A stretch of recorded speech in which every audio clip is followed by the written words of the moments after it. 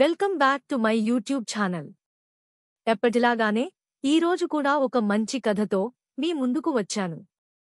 కథ చదివాక వెళ్ళిపోకుండా నా ఛానల్ని సబ్స్క్రైబ్ చేసుకుని వీడియోలను లైక్ చేసి ఆదరిస్తారని ఆశిస్తూ ఆలస్యం చేయకుండా ఇంక కథలోకి వెళ్ళిపోదామా?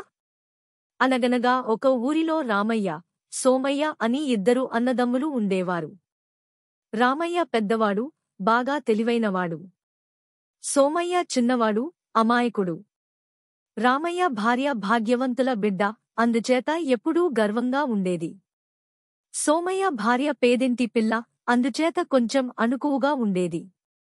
రామయ్య తన తెలివితేటలన్నీ తమ్ముడిమీద ఉపయోగించి అతని ఆస్తిని అంతా దోచుకుని తాతలనాటి చిన్న పాత ఇల్లు, 4 ఎకరాల మెట్టచేను మాత్రం అతనికి ఇచ్చాడు. పెద్దమేడ మిగతా ఆస్తి మొత్తాన్ని తానే ఉంచుకున్నాడు. పాపం సోమయ్య ఉన్న దానితోనే తృప్తిపడి కష్టపడి చేను దున్నుకుంటూ వచ్చిన దాంట్లో తను కొంత తిని మిగతాది లేనివారికి ధర్మం చేస్తూ ఉండేవాడు. ఇలా ఉండగా ఒకరోజు రాత్రి ఒక సన్యాసి రామయ్య ఇంటికొచ్చి తలుపు తట్టాడు. రామయ్య వచ్చి కిటికీ తెరిచి, "ఎవరు నువ్వు? ఎందుకీ అర్ధరాత్రప్పుడు తలుపు కొట్టావు?" అని గట్టిగా అరిచాడు. అప్పుడు ఆ సన్యాసి, "బాబూ, నేను సన్యాసిని, రామేశ్వరం పోతూ ఇటు వచ్చాను. ఈ రాత్రి నాకు కొంచెం తిండి పెట్టి పడుకోనివ్వండి. ఉదయాన్నే వెళ్ళిపోతాను" అని అన్నాడు. "ఏంటి, మా ఇంట్లో వీలుకాదు. పో పో, అదుగో ఆ ఎదురుగానే ఉన్నాడు షావుకారు, వాడి దగ్గరికి పో, దారిన ఏ సన్యాసి వెళుతున్నా పిలిచి అన్నం పెడతాడు" అన్నాడు రామయ్య. సన్యాసి వెళ్లి సోమయ్య తలుపు తట్టాడు. సోమయ్య వచ్చి తలుపు తెరిచి సన్యాసిని చూసి అతనిని ఇంట్లోకి తీసుకుపోయి భార్యతో చెప్పి అన్నం పెట్టించాడు. సన్యాసి భోజనం చేసిన తర్వాత సోమయ్య ఆయనకి పక్కవేసి అతను నిద్రపోయేదాకా విసురుతూ కూర్చున్నాడు. సన్యాసి హాయిగా నిద్రపోయి ఉదయాన్నే లేచి వెళ్లేటప్పుడు సోమయ్యను, అతని భార్యను పిలిచి, "మీకు 3 వరాలిస్తాను. ఏమైనా కోరుకోండి" అని అన్నాడు. అప్పుడు సోమయ్య, "స్వామీ, నాకు 4 ఇంటికి వస్తే ఉండటానికి పెద్ద ఇల్లు, పేదవాళ్లకు ఎంత ధర్మం చేయటానికైనా సరిపోయేంత డబ్బూ ఇవ్వండి. అది చాలు" అన్నాడు. సోమయ్య పెళ్ళాం, "స్వామీ, నాకేమీ వద్దు, ఇతరులకు లేదనకుండా ధర్మం చేయటానికి నాకు బుద్ధి పుట్టించు" అని 2వ వరం అడిగింది. 3వ వరంగా సోమయ్య, "స్వామీ, మాకు ఎప్పుడూ ఇతరులకు మేలు చేయాలనే బుద్ధి ఉండేట్టుగా వరమివ్వండి" అని అడిగాడు. సన్యాసి చిరునవ్వు నవ్వి వెళ్ళిపోయాడు. మర్నాడు ఉదయాన రామయ్య లేచి చూసేసరికి అతని ఇంటి ముందు పెద్ద మేడ ఉంది. రామయ్య వెంటనే వెళ్లి పెళ్ళాన్ని పిలుచుకుని మేడ దగ్గరికి పరుగెత్తాడు. ఆ మేడలో అతని తమ్ముడి భార్య ఉన్నారు. రామయ్య ఇదంతా ఎలా వచ్చిందని తమ్ముణ్ణి అడిగాడు. సోమయ్య రాత్రి జరిగిన విషయము అంతటిని పూసగుచ్చినట్లు చెప్పాడు. ఇక రామయ్య పెళ్ళానికి కడుపు ఉబ్బరం ఆగలేదు.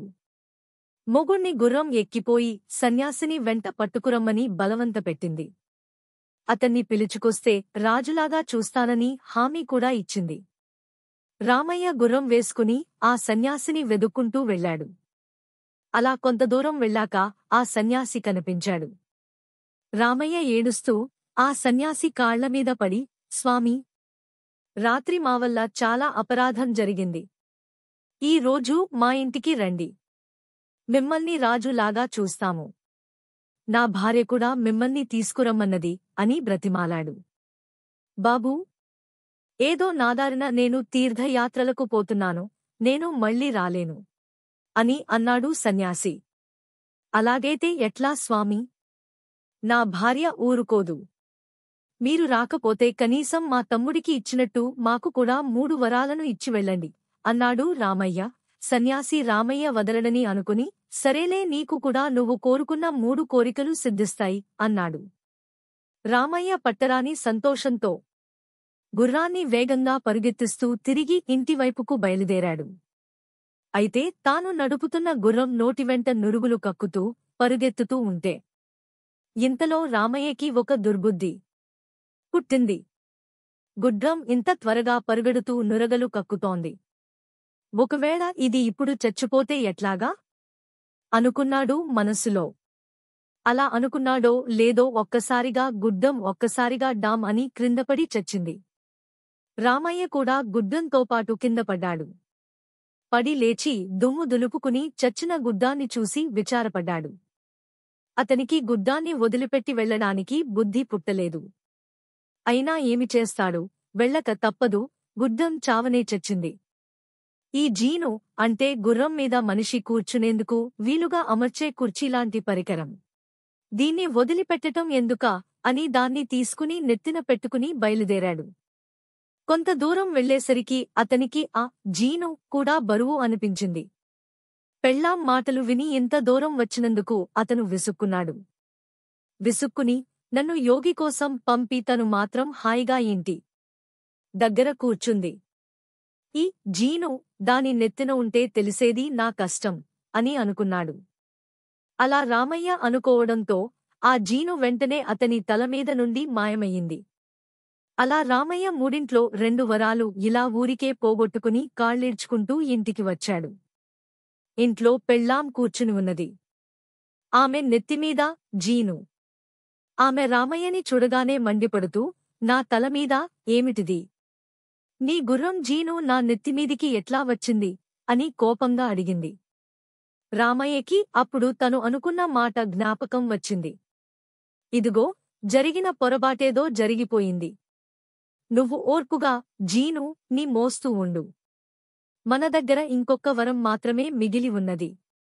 దీంతో మనం ఏదైనా మంచివరం కోరుకుని ధనవంతులము అయ్యి హాయిగా బ్రతుకుదాం అని అన్నాడు పెళ్ళాంతో. అయితే తల మీద జీను బరువుతో అతని పెళ్ళాం మండిపడింది. నువ్వు నీ డబ్బు పోయి గంగలో పడండి తర్వాత. ముందు నా నెత్తిమీది నుండి ఈ బరువును దించు. లేకపోతే బాగుండదు చెప్తున్నాను అన్నది. పాపం రామయ్య పెళ్ళానికి భయపడి జీను కిందకి పడిపోవాలి అని కోరుకున్నాడు. అలా అనుకోవడంతోనే అది ఊడి క్రిందపడ్డది. చూశారా?